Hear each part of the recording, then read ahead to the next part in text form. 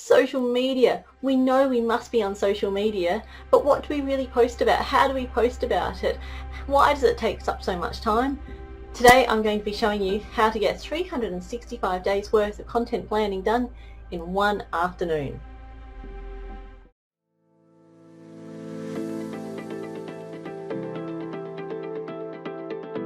So step number one, grab yourself a pen and paper, a couple of friends if you've got them around the place, and sit down. We're going to brainstorm ideas and values that are really integral to your business. So for example, you have your candle business. What are some of the values associated with that?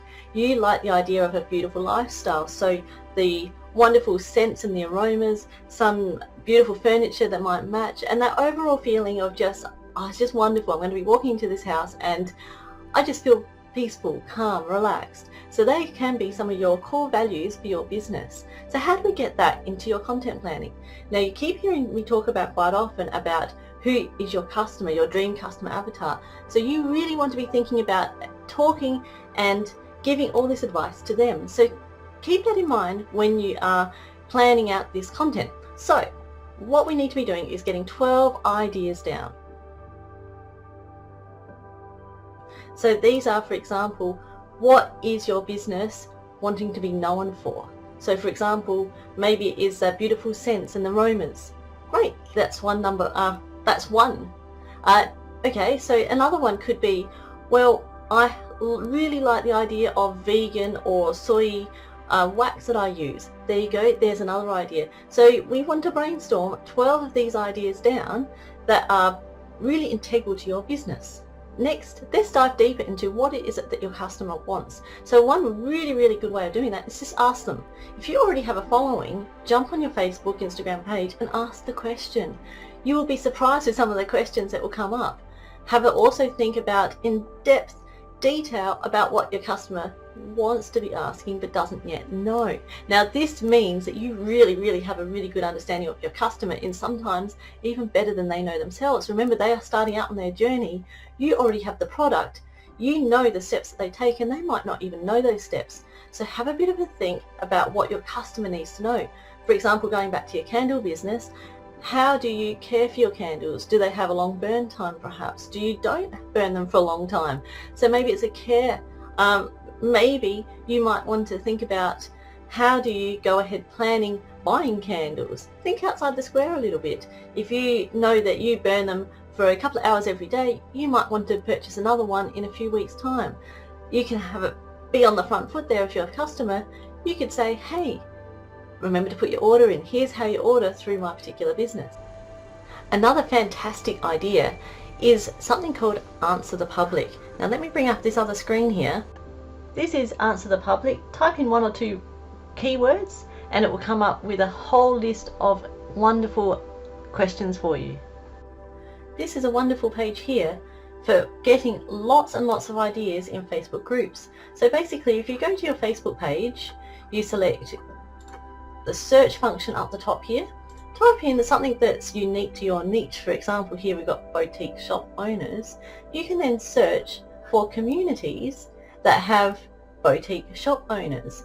For example, you could also write candles, you could write handmade jewelry, whatever your speciality or your niche is. Have a look here. They'll bring up some groups.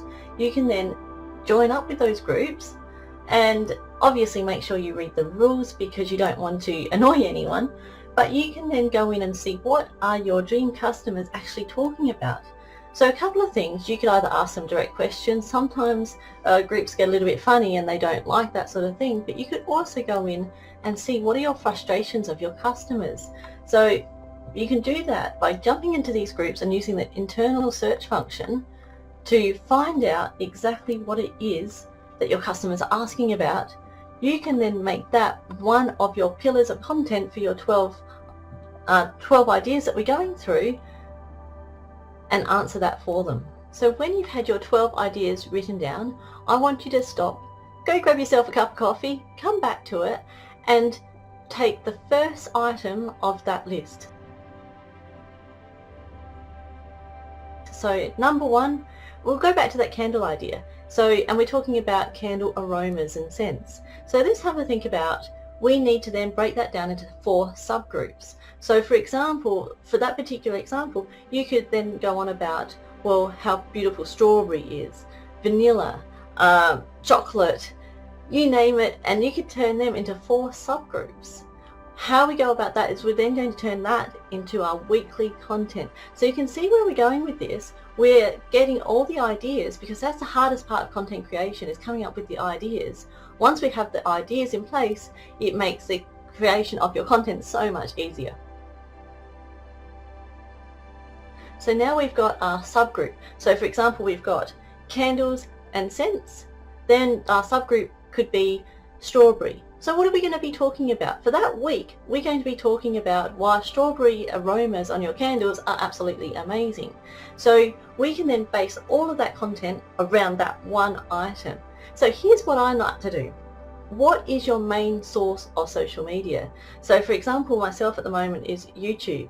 That's where I would stem all of my information from. So I would make my YouTube video, I would then send it out to my email list, I would then post bits about it on Facebook and Instagram, perhaps take snippets of it, perhaps take quotes from it, perhaps even make a transcript and put it up as a blog post. So from that one piece of social media, I will then turn that into content for the week.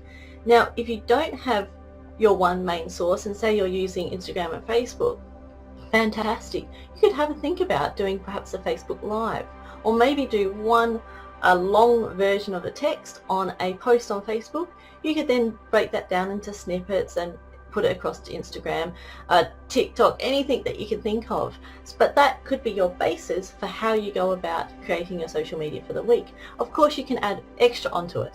So this is just the basis, and to get you thinking about, okay, I'm going to be consistent with posting. Here's my content. I'm going to schedule that up now. So that brings me to my next point, scheduling. This is an absolute lifesaver. What I would suggest is to jump into your Facebook manager. From there you can schedule Facebook and Instagram. There are other companies out there, if you would like to schedule TikToks and all sorts, I would suggest Metrical. No affiliation, I just like using them. However, get onto your scheduling. So here's where the trick lies. Every couple of weeks, every week, every month, set aside some time to schedule all your content. Now what I mean by that is actually create the post, create the text, and schedule it. That way it's done. You can go and work on other parts of your business that are going to bring in money, and let social media do the work for you. Of course, you then need to do the engagement side of that, but we're going to go through that in another video. We're just talking about the content at the moment.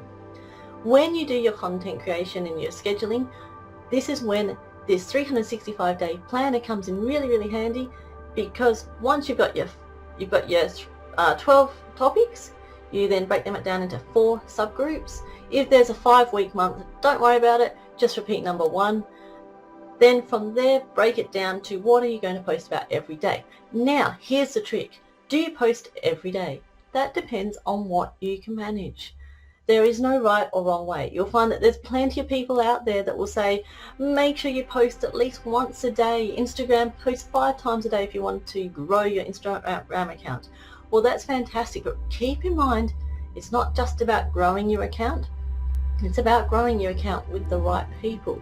It's always quality over quantity. It doesn't matter if you have a really, really large audience and no one wants to buy, they just love looking at your photos. Now that doesn't really make a profitable business, however it makes you feel good. Depends what you want to go on. So my suggestion is do what you can manage. Now as a starting point, try for 3 times a week. You could try Monday, Wednesday and Friday. Perhaps Monday, like myself, I like to put up my YouTube video. Then perhaps on Wednesday put up a Facebook post to promote it, and then perhaps on Friday I'll be putting up an Instagram post or reel or story to promote that YouTube footage, or to take some ideas from the content and repurpose them onto Instagram. Now you might be thinking, well, that is not much.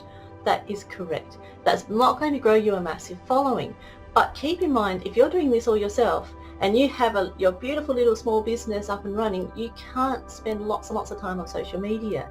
But scheduling it, time blocking it out, is a way that you can manage it and make it a lot more accessible. Start with 3 times a week. If you can put more there and you can then make it up to 5 times a week, maybe you might even want to post something Saturday and Sunday, completely up to you, do it. But remember to try and be consistent. You don't want to do too much and then you burn out and you can only then be posting for a couple of weeks and then you give up on the idea, especially because social media takes a lot of time and to get that traction going. So you have to be patient. You are not going to get a lot of followers overnight. There might be people out there that tell you, but let's normalize it.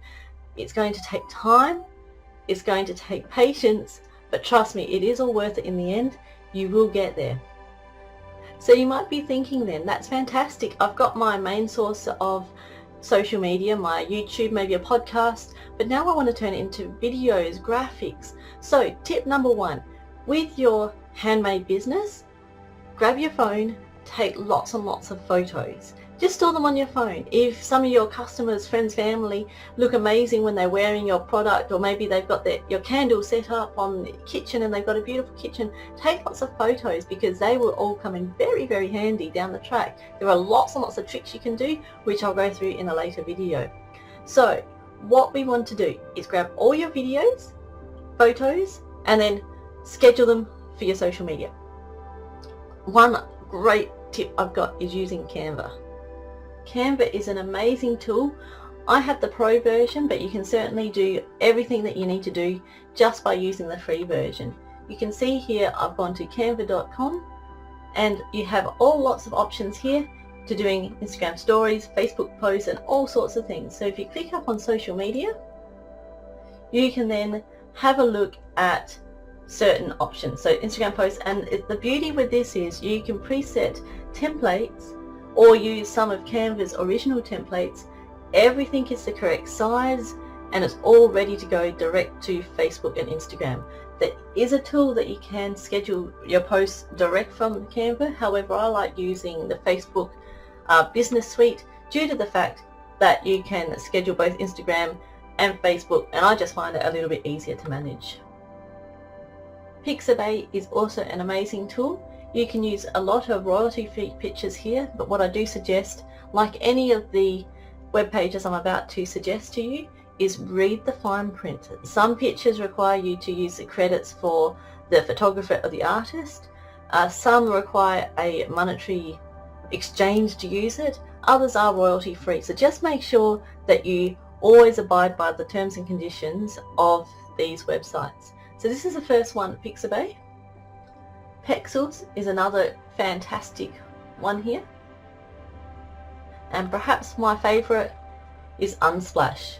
I'll put all of the links here down the bottom in the comment section. Another tip is you can always repurpose old content. Even if you took the same photo and reschedule it for a couple of months down the track, no one is going to notice. If it makes you feel better, you could always zoom in on the photo slightly, perhaps change the colour, crop it. There's so many different options. Even putting the same picture with different text could attract the right type of customers. So there you have it. Let's just do a brief recap. You've got your 365-day content calendar. Click the link below if you would like a template to make that a lot easier for you.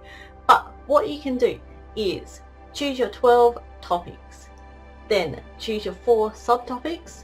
They turn into your weekly headings. From there, your main source of social media, be it a YouTube, a blog, a podcast, a Facebook Live, use that to promote that particular type of content for the week. So in the example that I used, it was strawberry flavoured candles, I think it was. Talk about how you could source it. Talk about how it goes really, really well when you're cooking. I'm not too sure. You can come up with some amazing ideas. I know you can.